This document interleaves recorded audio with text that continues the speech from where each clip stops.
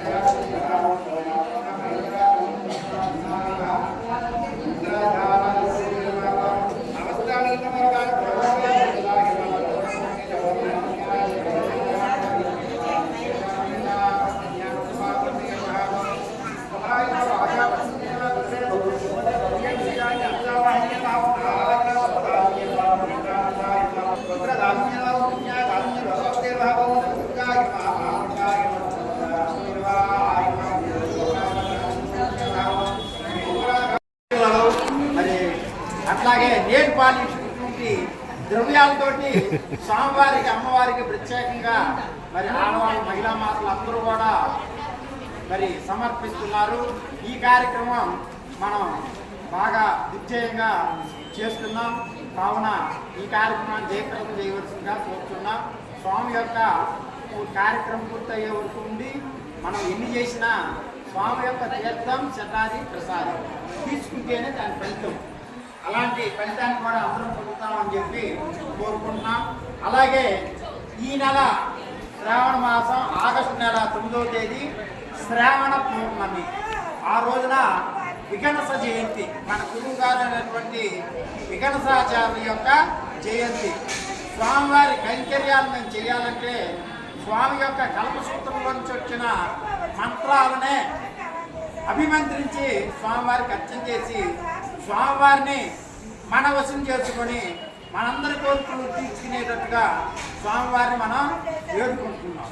అలాంటి స్వామివారు వికనసాచార్యుల వారు మరి పుట్టిన జయంతి అంటే ఈయన నైమిషారణ్యంలో, అంటే ముందు ఇంకా చెప్తున్నాం మనం, ముందు ఊరినే శాస్త్రంగా చెబుతున్నాను.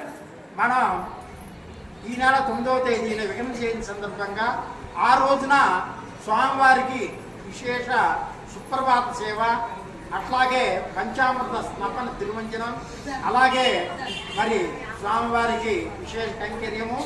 మరి ఉదయం 11 గంటల దగ్గర నుంచి స్వామివారి ఆవరణలో ఉత్సవమూర్తిని స్వామివారిని ఊరేగింపు చేస్తాం. ఈ సంవత్సరం ప్రత్యేకంగా స్వామివారి హింసాచార్యం మన ఇంతకుముందు 200 సంవత్సరాల క్రితం స్వామివారి ప్రతిష్ట చేసిన హింసాచార్యాన్ని ఉత్సవమూర్తిని పెట్టుకోలేకపోయాం. అందుకని ఈ సంవత్సరం స్వామివారిని ₹1,00,000 విగ్రహాన్ని తెప్పించి స్వామివారిని సంప్రోక్షణ చేసి అన్నీ రెడీ చేసుకుని ఉన్నాం. మనం స్వామివారి విఘ్న జయంతి సందర్భంగా అందరూ కూడా భక్తులందరూ కూడా పాల్గొని ఈ విఘ్న జయంతి కార్యక్రమంలో కూడా పాల్గొనవలసిందిగా కోరుతున్నాం. ఆ రోజు ధన్యాల పౌర్ణమి, అట్లాగే రాఖీ పండగ, అలాగే హయగ్రీవ జయంతి. అంటే చూడండి, అన్నీ ఆ రోజు శ్రావణ పౌర్ణమి అనేసరికి మరి అన్నీ ఒకే రోజు. అంటే శ్రావణ పౌర్ణమి, విఘ్న జయంతి, హయగ్రీవ జయంతి. అస్మదాచార్య పర్యంతం వందే గురు పరంపరా.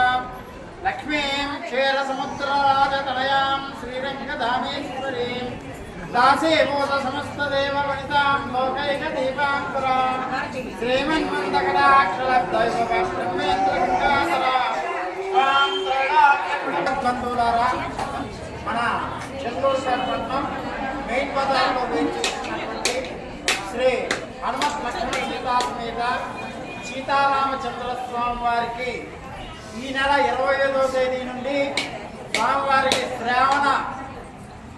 శ్రావణ మాసం సందర్భంగా స్వామివారికి విశేష పూజా కార్యక్రమములు, శ్రావణ శుక్రవారం రోజు సహస్ర కుంకుమార్చన కార్యక్రమాలు జరుగుతున్నాయి.